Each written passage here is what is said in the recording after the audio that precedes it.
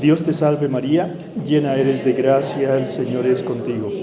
Bendita eres entre todas las mujeres y bendito es el fruto de tu vientre Jesús. Santa María, Madre de Dios, ruega por nosotros pecadores, ahora y en la hora de nuestra muerte. Amén. Gloria al Padre, al Hijo y al Espíritu Santo. Como en el principio, ahora y siempre, por los siglos de los siglos. Amén. Cristo, Rey nuestro. Venga tu reino. María, Reina de los Apóstoles. Ruega por nosotros.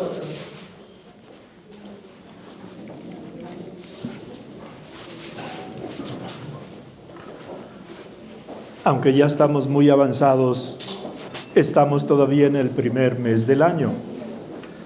Así que fecundo 2026. Cada uno de nosotros tiene la gracia de Dios de poder empezar este año. Ojalá todos podamos concluirlo, pero lo importante no es tanto todo el año, sino el día de hoy. San Juan 23 tiene un texto que se llama Decálogo de la Serenidad.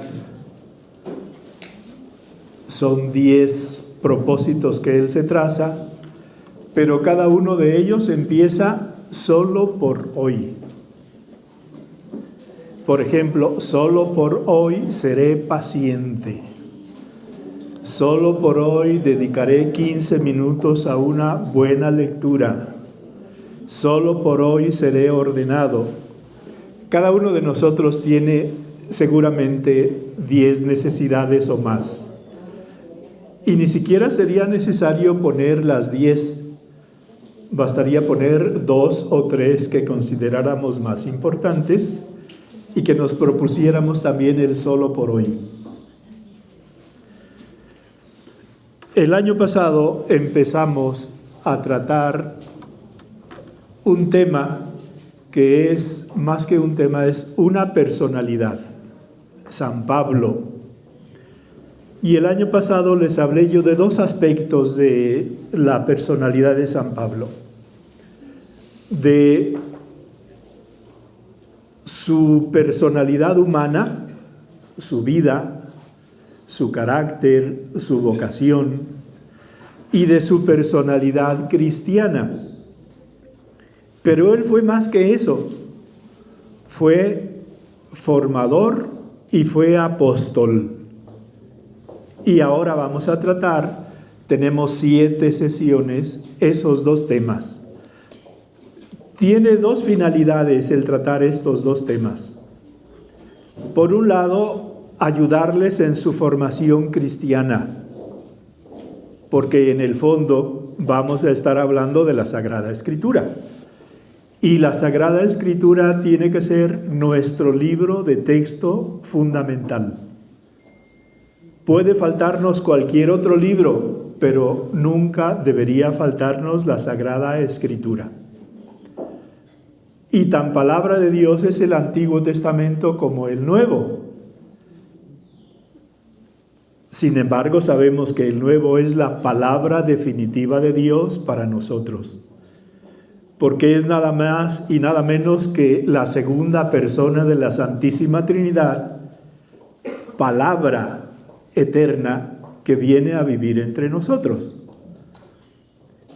Pero dentro del Nuevo Testamento están también los escritos de los apóstoles, fundamentalmente los de San Pablo.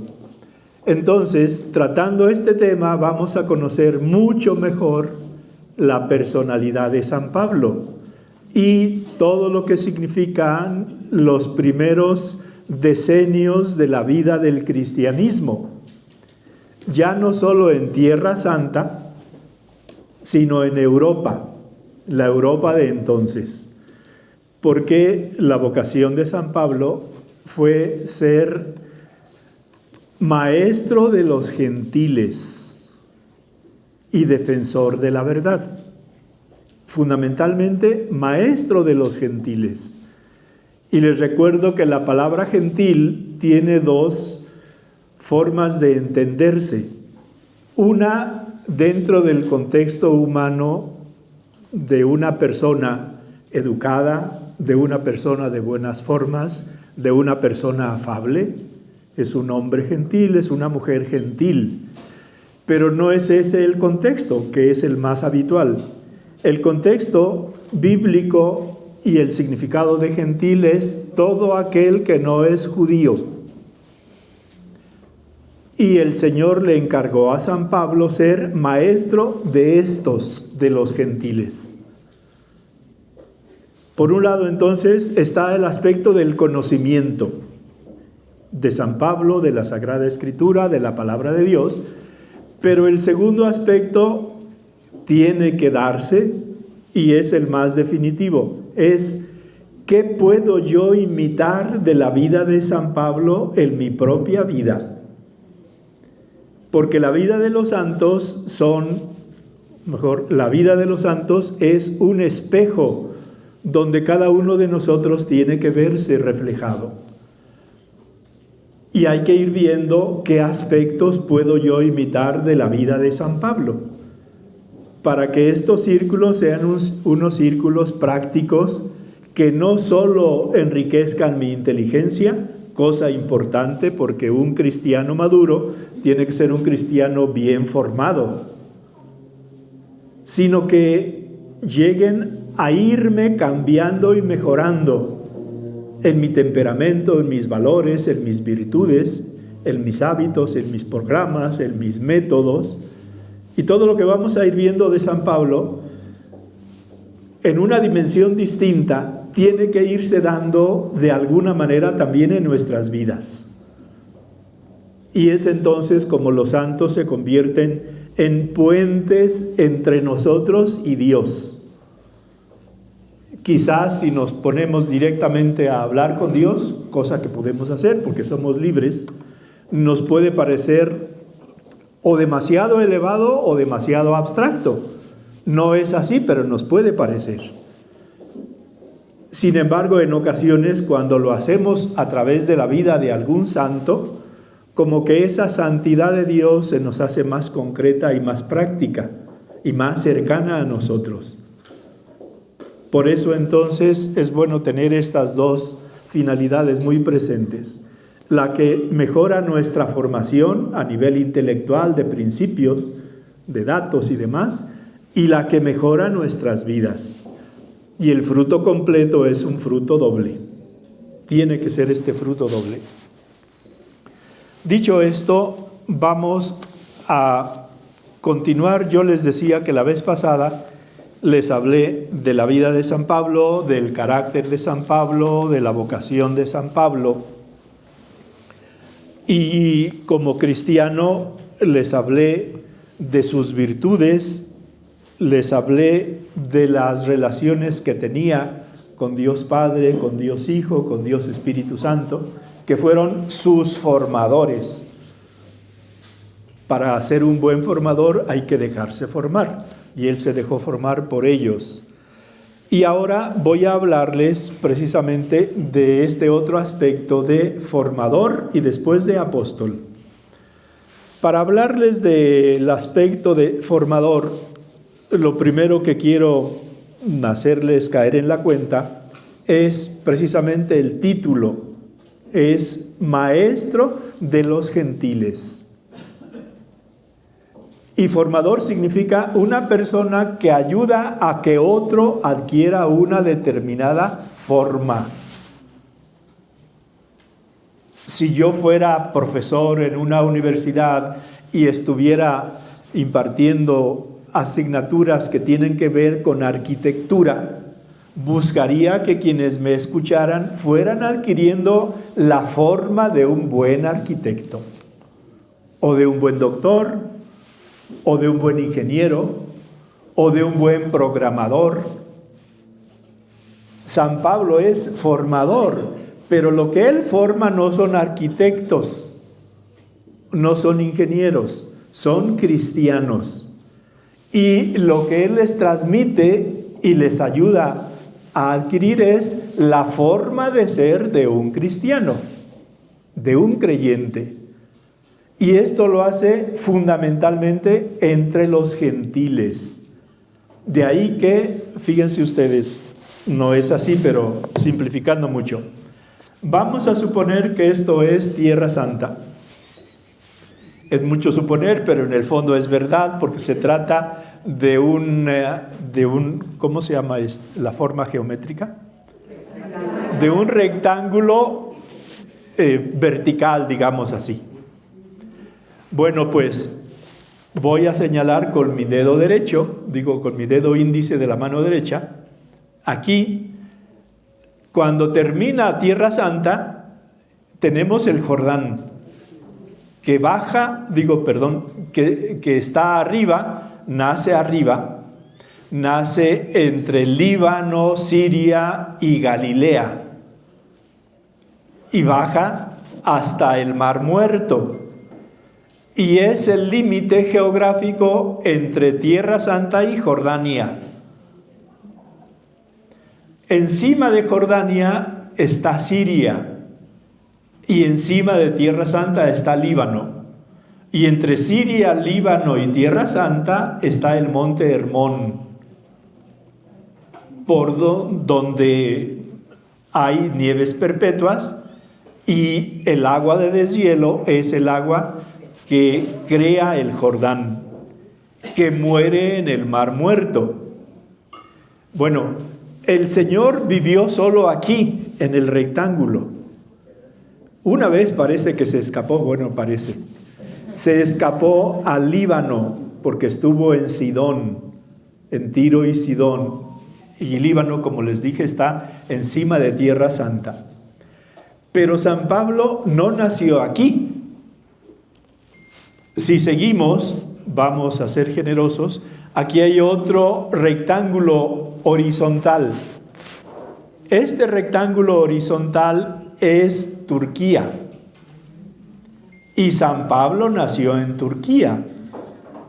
Y es un judío turco. Insisto en esto, lo recuerdo. No es un turco judío, sino un judío turco. No es lo mismo. Si dijéramos turco judío, parecería que lo importante es ser turco. Pero nuestros hermanos mayores no se consideran así. Se consideran primero judíos, nazcan donde nazcan. Y por eso es un judío turco. Y si ese es el maestro de los gentiles, no podía quedarse en este rectángulo. Y como nació arriba, el primero y el segundo de sus viajes, y fueron 4 los viajes que hizo, alrededor de unos 15,000 kilómetros recorrió en sus aproximadamente 30 años de apostolado. Entonces, los viajes que hizo para ser maestro de los gentiles fueron por Siria en algún momento, por Líbano en otro momento, por Turquía más veces, y si aquí está Turquía, aquí está Grecia, bajando de aquí. De suyo, Estambul es un poquito el límite entre Turquía y Grecia, y está también por ahí Bulgaria. Y Estambul es una ciudad que tiene un pie en Asia y otro pie en Europa. Y así es la ciudad europea más asiática y la ciudad asiática más europea. Entonces, los viajes de San Pablo son viajes que le llevan fuera de Tierra Santa, porque él en realidad fue a Tierra Santa en 2 ocasiones, para ver a Pedro y para dice él, para que me constara que no estaba corriendo en vano, sino que los pasos que estaba dando dentro de lo que era la predicación del Evangelio eran los adecuados. Y luego fue para el Concilio de Jerusalén. Y luego lo hicieron prisionero y estuvo prisionero antes de su 4º viaje. Entonces, maestro de los gentiles significaba que estaba completamente dedicado a predicar el Evangelio que el Señor le había revelado de un modo especial a él, a partir de su encuentro en el camino de Damasco y meditado y profundizado y asimilado este evangelio en 2 años que estuvo en el desierto de Arabia, más al este todavía que Jordania. Entonces, y cuando se dice maestro, les recuerdo que la palabra maestro viene del latín magister y tiene 2 partes esta palabra. La primera, magis, que significa más, y la desinencia ter, que significa oficio de. Voy a interpretar la unión de las 2 palabras para que entiendan el significado de la palabra maestro. Es aquel que tiene como oficio ayudar a que los otros sean no más en cantidad, sino más en calidad. Ese es un maestro. Y esa es la vocación de San Pablo. Hacer que los gentiles, conociendo a Cristo, sean mejores personas, mejores hijos, mejores padres, mejores ciudadanos, mejores políticos, en definitiva, mejores hombres. Dicho esto, vamos a dedicar ahora el tiempo a otro aspecto, y es este: ¿a quiénes forma San Pablo? Porque si es maestro de los gentiles, vamos a ver quiénes son estos gentiles. Y en primer lugar, hay que decir que, de un modo general, el destinatario fundamental del mensaje de San Pablo es el hombre. Nos puede sonar todavía abstracto, pero vamos a ir aterrizando, no se preocupen. El hombre significa todo hombre y todo el hombre. Y aquí cuando se dice hombre, estamos hablando en un sentido filosófico, no en un sentido fisiológico. Entonces, es como decir la persona, pero es todo hombre y todo el hombre. Todo hombre significa cualquier ser humano de cualquier lugar geográfico, de cualquier época histórica, de cualquier cultura, de cualquier lengua, de cualquier estrato social, todo hombre. Y cuando se dice todo el hombre, significa que el mensaje que transmite San Pablo es un mensaje que tiene contenidos para nuestra inteligencia, contenidos para nuestra voluntad, contenidos para nuestra conciencia, contenidos para nuestros sentimientos, contenidos para nuestros recuerdos, porque todo eso hay que irlo formando.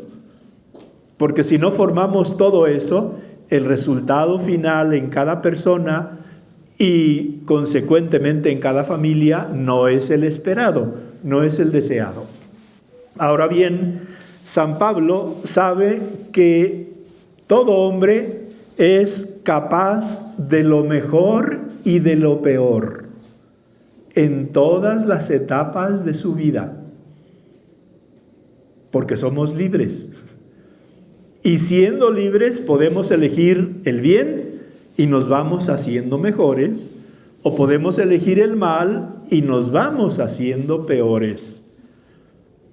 Y en esto no hay límite, en el sentido de que siempre podemos avanzar un poquito más, o hacia el bien, siendo cada vez más semejantes al ideal que nos propone Cristo en su Evangelio, o hacia el mal, pareciéndonos cada vez más un poquito al demonio.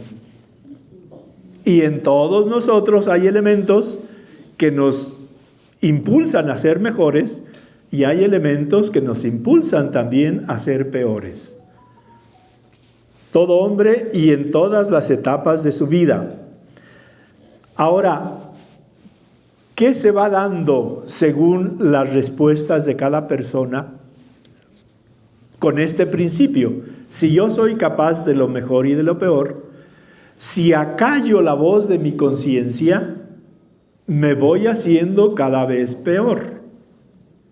porque la voz de la conciencia es la voz de Dios en nuestro corazón. Es el aliado más íntimo con que cuenta Dios en cada ser humano. Y de ahí la importancia de que esta conciencia sea escuchada y sea seguida y sea formada. Porque aunque todos tenemos, basta con nacer y con tener uso de razón, un principio universal que es la base de la moral, que dice hay que hacer el bien y hay que evitar el mal. Si yo hago caso a hacer el bien, voy mejorando.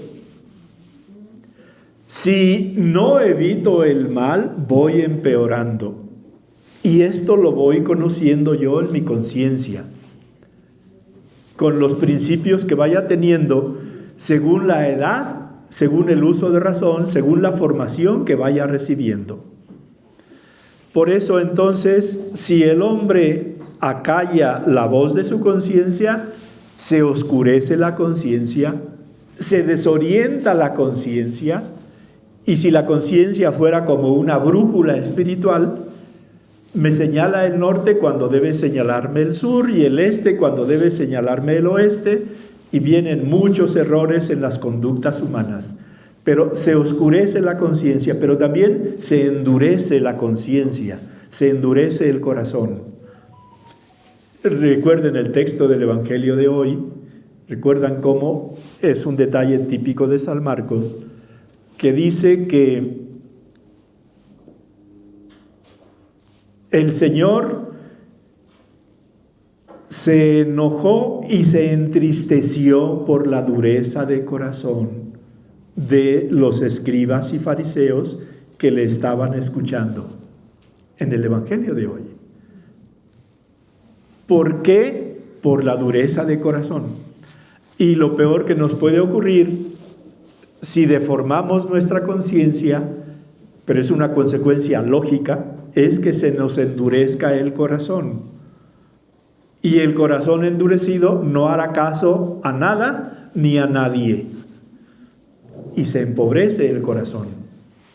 Por eso entonces San Pablo tiene sus mensajes precisamente en estos niveles. Y se hace necio. Y necio significa pues que en la única ciencia definitiva, que es la ciencia de Dios, del amor a Dios, el necio no valora esa ciencia, la desprecia. Y dice la Sagrada Escritura que el número de los necios es infinito. Stultorum infinitus est numerus. Así que por favor intentemos salir cuanto antes de ese grupo para que sea finito, ¿sí? Para que sea uno menos, que cada uno de nosotros diga uno menos. Ahora, también este ser humano al que San Pablo va a dirigir su mensaje es un ser contradictorio, porque no hace lo que quiere, o mejor, no hace el bien que quiere y hace el mal que no quiere. Fíjense cómo lo dice, y lo dice él de sí mismo, pero pues cada uno de nosotros tiene que aplicarse el cuento. Lo dice en la carta a los Romanos, en el capítulo 7, dice así: realmente, y cada uno de nosotros debería suscribirlo, porque cada uno de nosotros lo ha experimentado. Quizás no lo ha formulado así, pero van a ver. Van a cada uno de ustedes a decir, está hablando de mí. Dice, realmente mi proceder no lo comprendo. ¿No hay días en que no nos entendemos? Ya no se trata de no entender a los demás, sino de no entendernos a nosotros mismos. Pues no hago lo que quiero, sino hago lo que aborrezco. Y si hago lo que no quiero, estoy de acuerdo con la ley en que es buena, porque sé dónde está el bien, y eso es la ley me lo indica. En realidad, ya no soy yo quien obra, sino el pecado que habita en mí, es decir, mi tendencia al pecado. Si me dejo llevar por mi tendencia al pecado, estoy haciendo lo que idealmente, según mi conciencia, no debo hacer. Y así no me comprendo, ¿no? Pues bien sé yo que nada bueno habita en mi carne. Y está hablando, en definitiva, de la consecuencia del pecado original, que es nuestra tendencia al pecado. ¿Sí? En efecto, querer el bien lo tengo a mi alcance. Supongamos querer ir a misa. Lo tengo a mi alcance, mas no el realizarlo, porque en ocasiones no voy. Puesto que no hago el bien que quiero, sino que obro el mal que no quiero. Y fíjense cómo concluye: desdichado de mí. ¿Quién me librará de este cuerpo que me lleva a la muerte? De aquí que en el fondo de nuestro ser, todos de alguna manera tenemos estas contradicciones y somos contradictorios. Sabemos dónde está el bien y lo aprobamos, pero hacemos el mal que reprobamos y que aborrecemos.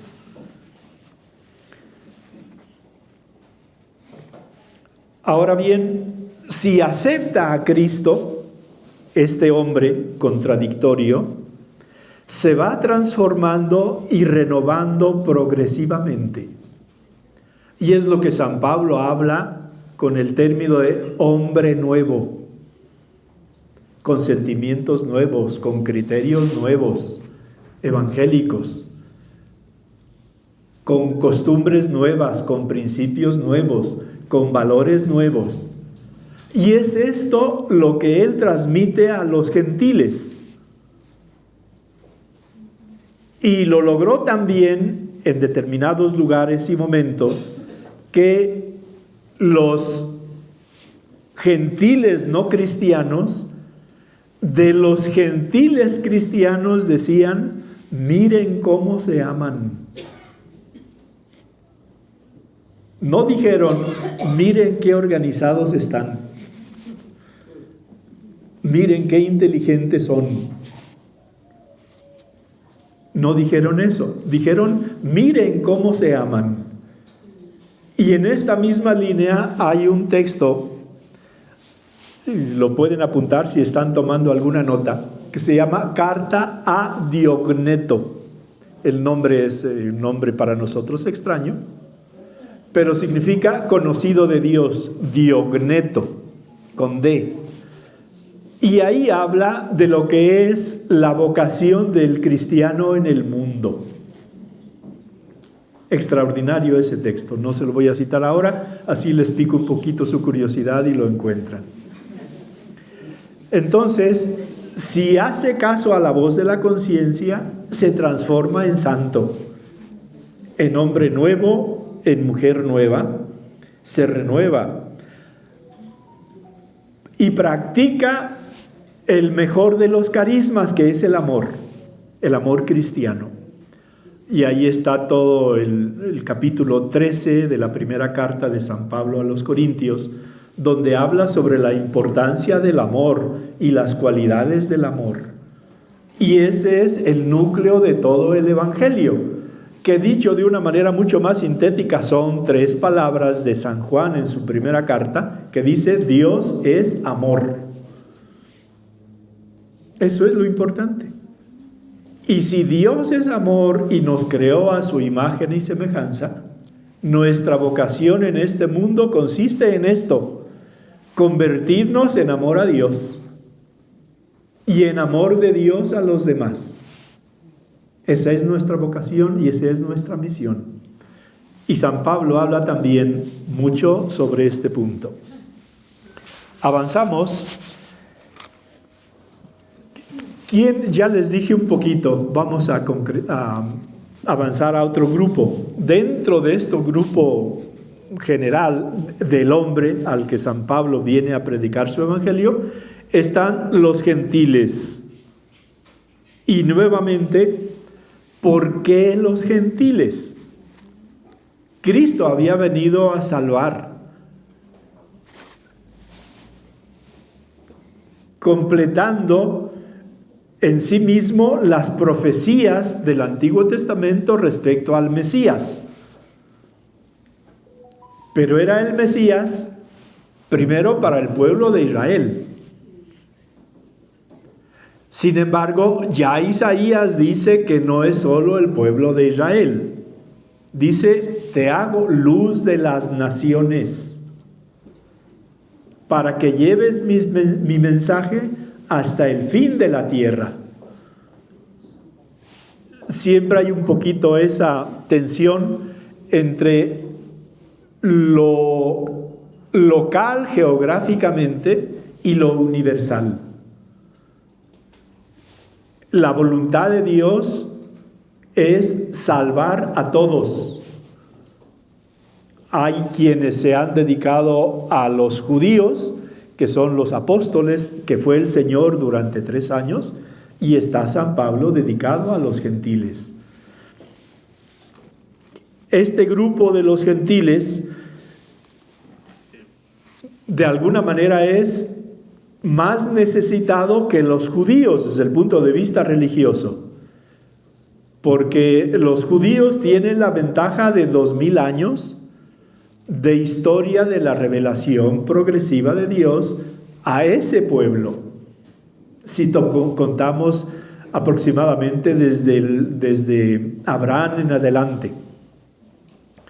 Pero Dios, que es sabio, así como preparó a los judíos para la venida del Señor a través de los profetas y de los reyes, preparó a los gentiles a través de sabios y filósofos, de manera que también los gentiles, por el grado de civilización y cultura que habían adquirido en la época de la venida del Señor, estaban preparados de otra forma para recibir el mensaje.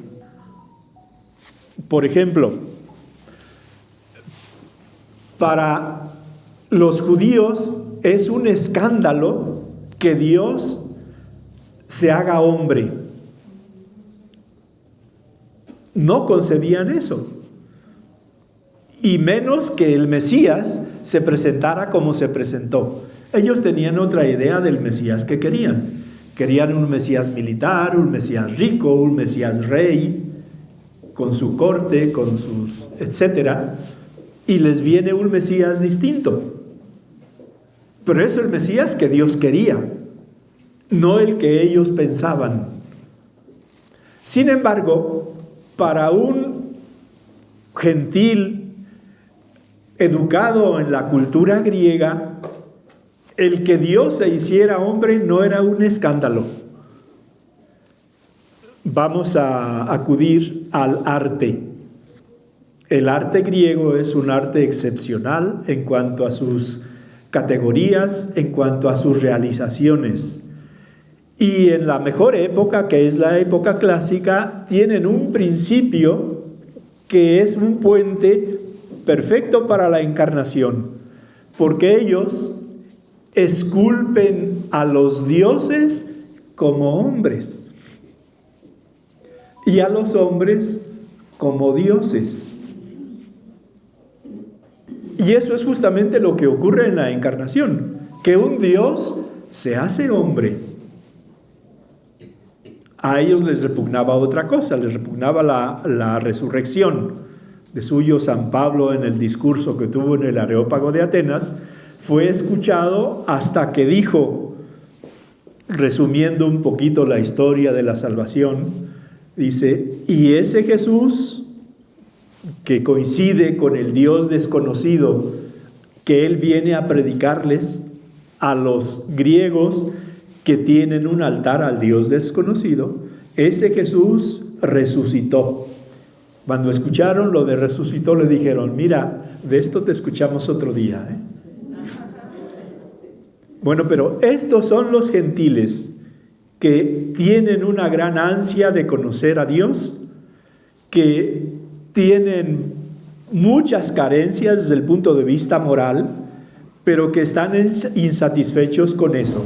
También en el primer capítulo de la carta a los romanos se ve una imagen de lo que fue la degradación moral de la época de entonces, y parece que está escrito para este fin de semana, por la actualidad de los temas. En definitiva es eso. Entonces los gentiles, pero también están los mismos judíos, son otro grupo al que San Pablo también les lleva el mensaje. De suyo, cuando llega a una nueva ciudad, normalmente el primer paso que da es ir a la sinagoga. Y ustedes dirán, bueno, pero si los judíos vivían en Tierra Santa, ¿qué están haciendo en tantos otros lugares? Pues recuerden que fueron expulsados no una vez, sino varias veces de su nación, y que algunos no volvieron a su patria y que se quedaron en los lugares. Pero por otro lado, recuerden que por la cualidad especial que tienen para olfatear negocios, donde olfateaban dinero, ahí iban. Se suele decir de broma que si fueran en un avión y vieran $1 en el aire, se tirarían a tomar. Es exagerado, pero en fin, es esa idea. Entonces, por ese motivo, en las ciudades principales del Imperio Romano había colonias judías. Y cada colonia judía tenía su sinagoga. Y en Éfeso había una sinagoga. Y pues no sé, en Colosas y en Filipos y en Atenas y en Corinto había sinagoga. Y el primer lugar a que acudía San Pablo era la sinagoga, porque pues seguramente pensaba, estos ya conocen todo lo anterior y ya nada más conectamos con Jesús. No tengo que empezar desde cero. Pero resulta que fueron muy pocos judíos los que lo admitieron y la mayoría se le opuso. Y la mayoría fue la causante de todos los muchos problemas y sufrimientos de San Pablo, que fue apedreado, que fue azotado. Dice, recibí 3 veces 40 azotes menos 1. Les comento esto porque es indicativo de la escrupulosidad de la conciencia religiosa de un judío. Tenían una medida límite para azotar a alguien y eran 40 azotes. No podían dar nunca más de 40 azotes a nadie. Pero ellos daban no 40, sino 40 menos 1.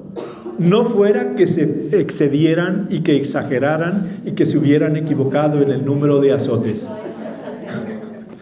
40 azotes. Bueno, pero todo esto lo sufrió San Pablo de sus propios hermanos judíos.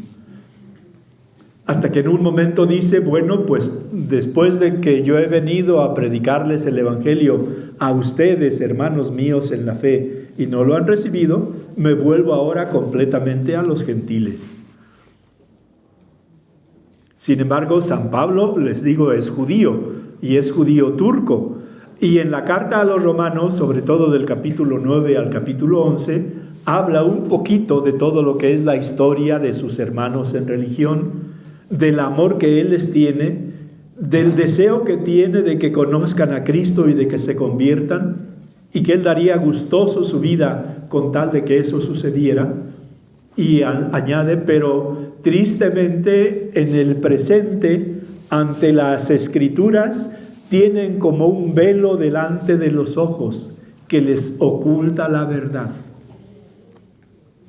Y añade, y esto es una profecía, dice, sin embargo, antes de la segunda venida del Señor, lo reconocerán. Es una profecía que está ahí. Y es una profecía, siendo bíblica, no de apariciones y de revelaciones privadas de muchos otros lugares, siendo bíblica, pues nos da la certeza y la serenidad de que eso se tiene que dar antes de la segunda venida del Señor, y que no va a ser el próximo fin de semana, porque es la conversión de todo el pueblo judío. En el presente son unos 15 millones de judíos, pero la conversión de cada uno, pues sabemos, Dios los lleva por caminos que Él conoce. Hay casos bellísimos de judíos que se convierten, de rabinos y demás, de personas individuales, pero cada uno es una historia, y es una historia larga, y es una historia bellísima. Yo tengo algún caso por ahí que aparece en internet, no que yo haya intervenido para nada, pero pues nos sacaría de tema. Pero ustedes pueden poner en internet, en YouTube, conversión de rabino judío, y les pueden salir muchos. Bien, entonces los gentiles los judíos son otro grupo al que San Pablo predica también el Evangelio. Pero además están los discípulos y los pastores. Recuerden que él va fundando iglesias.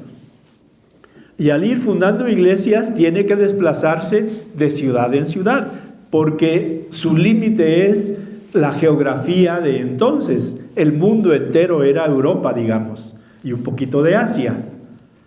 No puede quedarse en las ciudades en las que predica el Evangelio. Pensemos en Éfeso, pensemos en Corinto, pensemos en Atenas, pensemos en Filipos, pensemos en Galacia.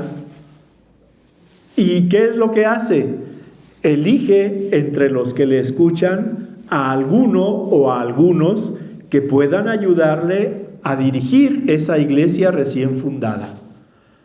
Y así viene a darse y a crearse la estructura de gobierno de la iglesia, que tiene fundamentalmente 3 niveles.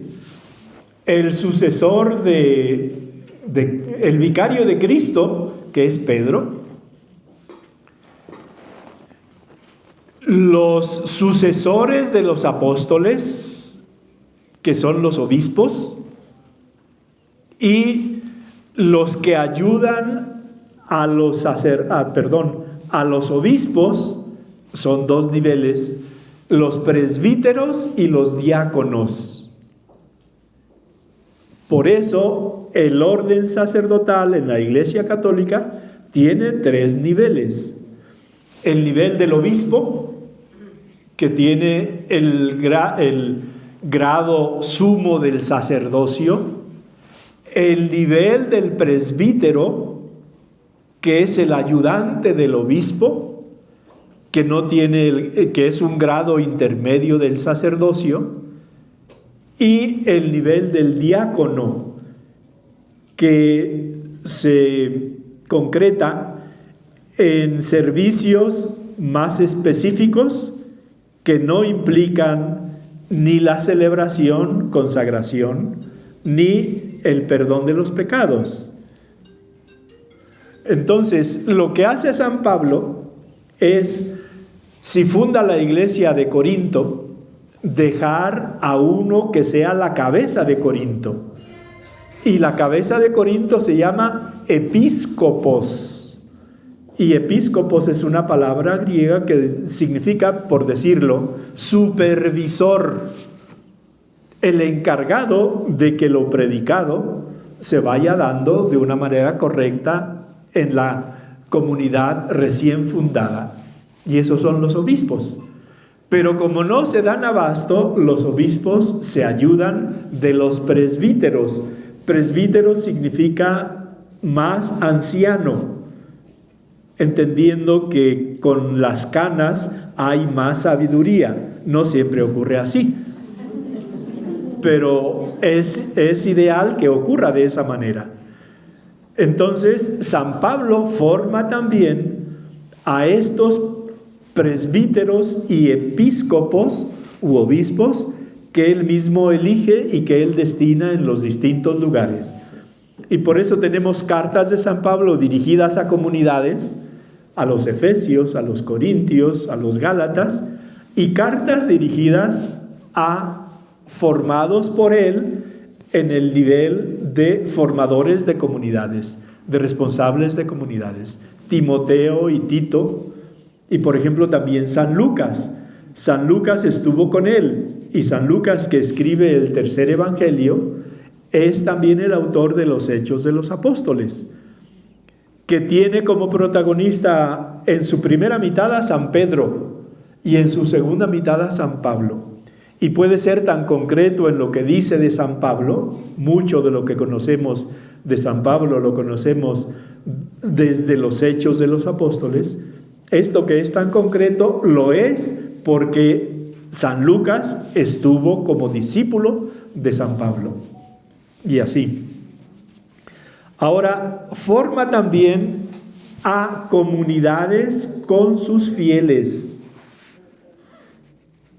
Y aquí es un concepto bellísimo, el de que San Pablo se considera padre espiritual de todas las comunidades que él va fundando. La paternidad espiritual es un concepto que, aunque existe como hecho, dijéramos, desde el Antiguo Testamento, de una manera más específica se valora, se reconoce y se desarrolla en el Nuevo Testamento.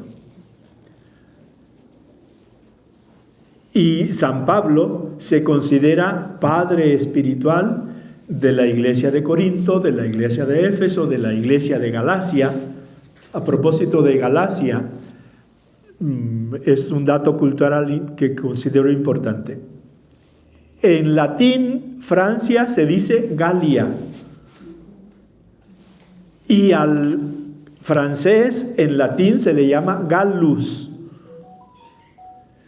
Nosotros les decimos en ese contexto Galo, pero en realidad es gallo.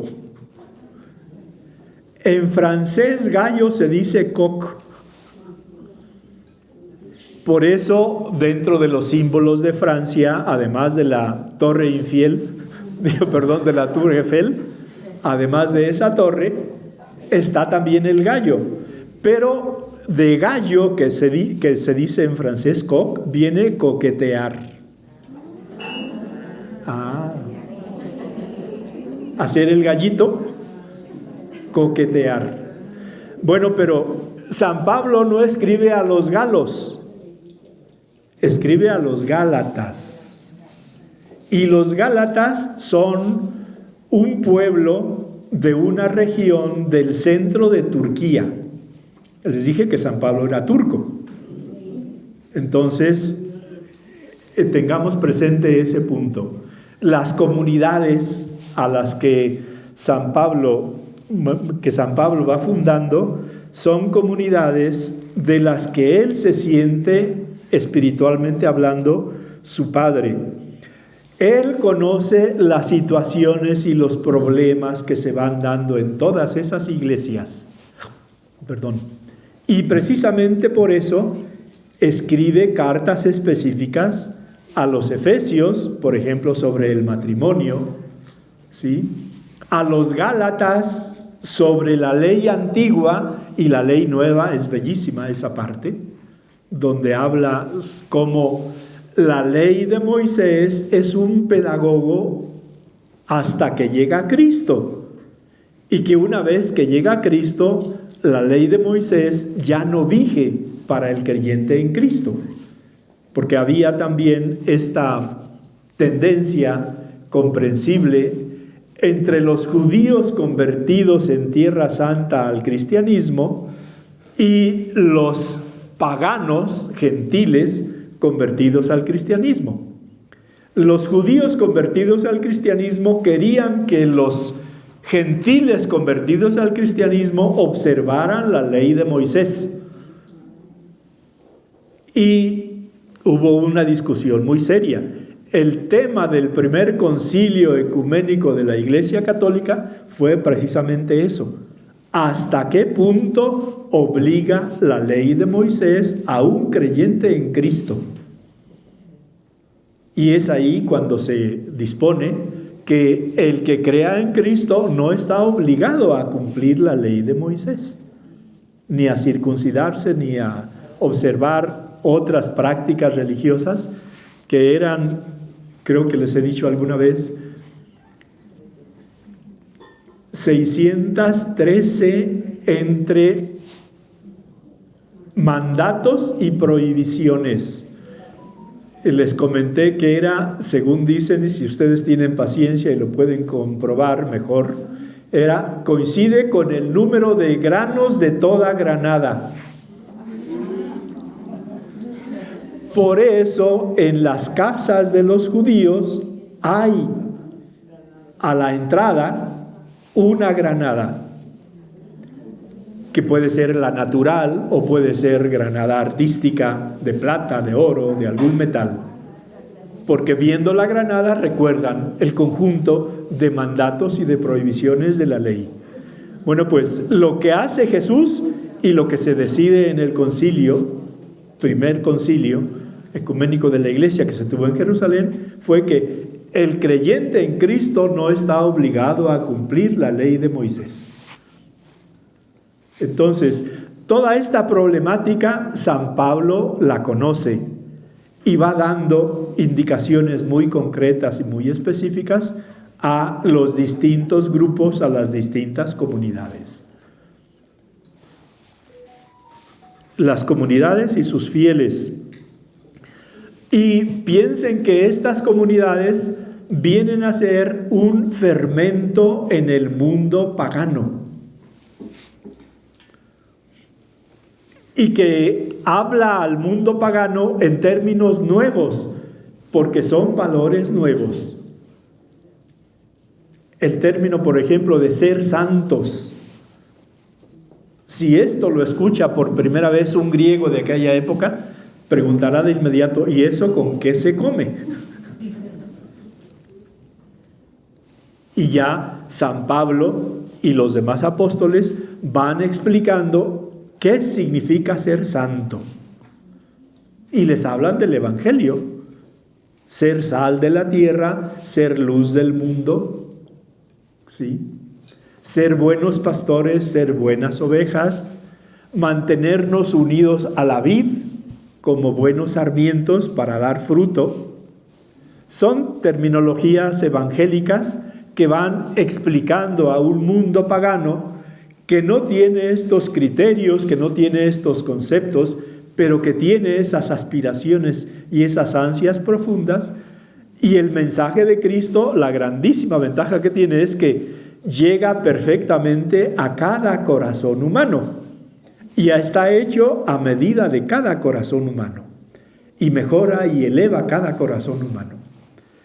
Y es así como las comunidades de entonces, de un mundo pagano, se van convirtiendo en comunidades cristianas, perseguidas en los primeros siglos y reconocidas como religión oficial del Imperio Romano a partir del año 313 con el edicto de Constantino.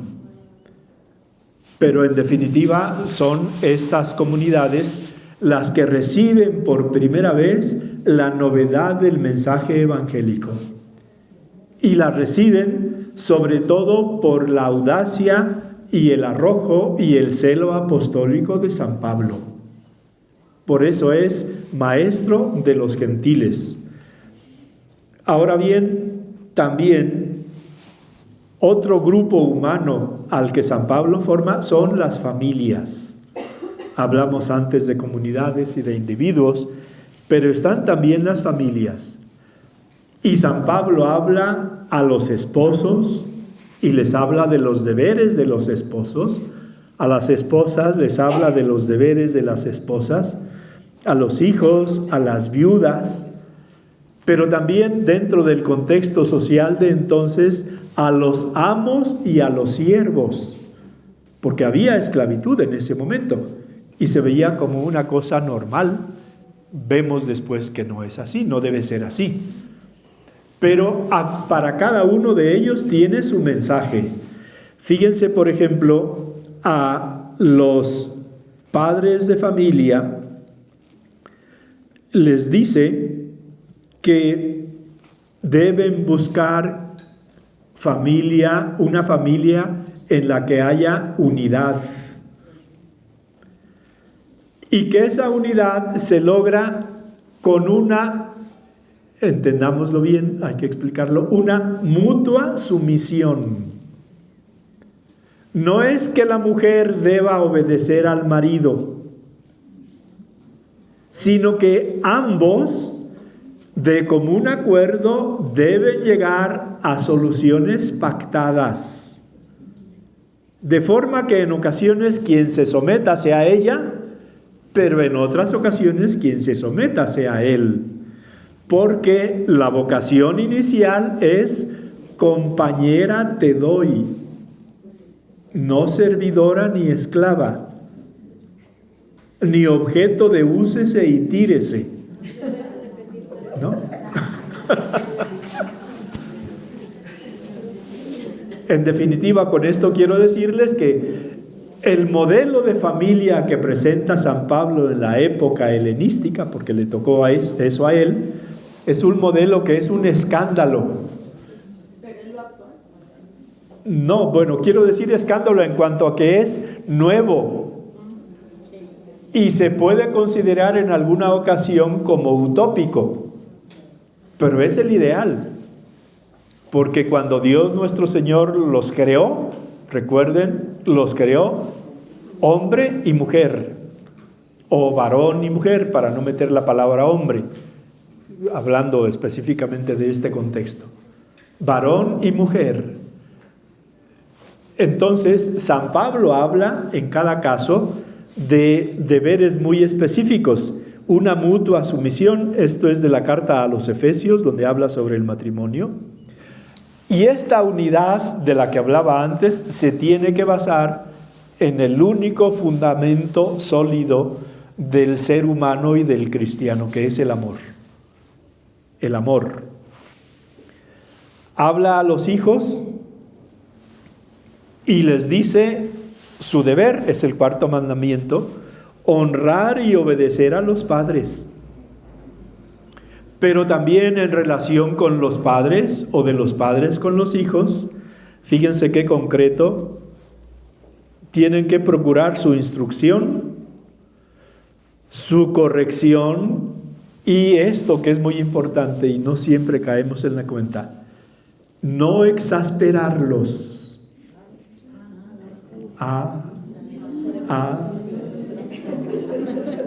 No exasperarlos. Es decir, no buscar que saquen las uñas. Y los exasperamos o los exasperan ustedes cuando son imprudentes, insistentes, encimosas, repetitivas. Dirán, y tienen razón, pero es que no hacen caso. No obstante, ¿qué prefieren? ¿Exasperarlos o esperar un momento más sereno para que el mensaje justo que ustedes tienen caiga en mejor tierra? Así de concreto es San Pablo, no exasperarlos. Si quieren la cita, Efesios 6:4. Efesios 6:4. Y van a decir ustedes, mejor que no lo oigan ellos. Y no, también tienen que oírlo ellos. Porque recuerden, la vocación de los padres no es solo educar a los hijos, es también dejarse educar por los hijos. El trabajo tiene que ser en doble sentido, o si queremos, circular. De padres a hijos, pero también de hijos a padres. Sí. Tiene también dentro de la familia el tema de las viudas y habla también para las viudas. Les dice confiar en Dios, orar, vida virtuosa, 1 Timoteo 5:3-7. Sí. pero también honrar a las viudas. El respeto, el reconocimiento de todo lo que han hecho y el lugar que merecen. Habla también de amos y de siervos. Y les dice, para los dos, respeto, sencillez y bondad. Y les dice, y recuerden, amos y siervos, que todos tenemos un Señor único en el cielo. Así que todos somos iguales. Aunque de momento haya amos y siervos, en el nivel religioso eso no cuenta, porque todos tenemos un Señor en el cielo y todos somos siervos de ese Señor. Son las 12. ¿Alguna pregunta? ¿Alguna objeción? ¿Algún lamento? ¿Alguna crítica? ¿O todo eso junto? Allá hay una mano. Venga, que venga esa mano. Usted dijo que los judíos los cristianos no podían seguir eso, o sea, no debían seguir la ley de Moisés. Pero pues los mandamientos que no son las tablas de... Bueno, recuerde, también no significa que haya un rompimiento completo. Significa que la ley antigua queda asumida y superada por la ley nueva. Pero la ley antigua, en los temas fundamentales, no puede cambiarse, porque el Señor dijo, no vengo a destruir la ley, sino a darle cumplimiento. Entonces, el primer concilio consideró que no era esencial una serie de gestos y de obligaciones específicas de los judíos, que los judíos observantes en el presente todavía cumplen. ¿Aquella otra mano? Cuando comenzó la clase, dijo que San Pablo nació en Turquía. En Tarso. En Tarso. ¿En Tarso de Turquía? Claro. Y que nació en Tarso y siendo que era judío. Entonces, ¿cuál fue el motivo? Porque como que la duda era, ¿que no era romano y perseguía a Cristo o era... A ver, bueno, son varios puntos que están ahí metidos. Una cosa es el dato físico histórico, ¿dónde nació Pablo? Judío. Les decía yo que había judíos en Tierra Santa y judíos en la diáspora. Él era de la diáspora. Entonces, al nacer en Turquía, es judío turco. Otra cosa son las lenguas que habla y la ciudadanía que tiene. ¿Qué lenguas habla? Él habla el arameo de su familia, habla el turco del lugar donde nació, ¿sí? Y habla lo que hablan las personas cultas de la época, el griego, ¿sí? Pero al mismo tiempo es ciudadano romano. ¿Y por qué ciudadano romano? Porque Turquía en esa época era una provincia romana. Y los romanos daban la categoría de ciudadanos a todos los que nacieran fuera de Roma, fuera de Italia, en cualquier lugar donde estaba el Imperio Romano. Por eso él dice, soy ciudadano romano. ¿Sí? ¿Más preguntas? Yo quisiera más manos, pero bueno, si no hay. A ver, una más. ¿En qué tiempo, sobre todo en el tiempo de qué año es San Pablo? Estamos hablando, es un poquito más joven que nuestro Señor. Es del año 10 más o menos al 67. ¿Sí? Estamos hablando de nuestra era. Sí. Sí. No. Nació cuando Cristo tenía 10 años.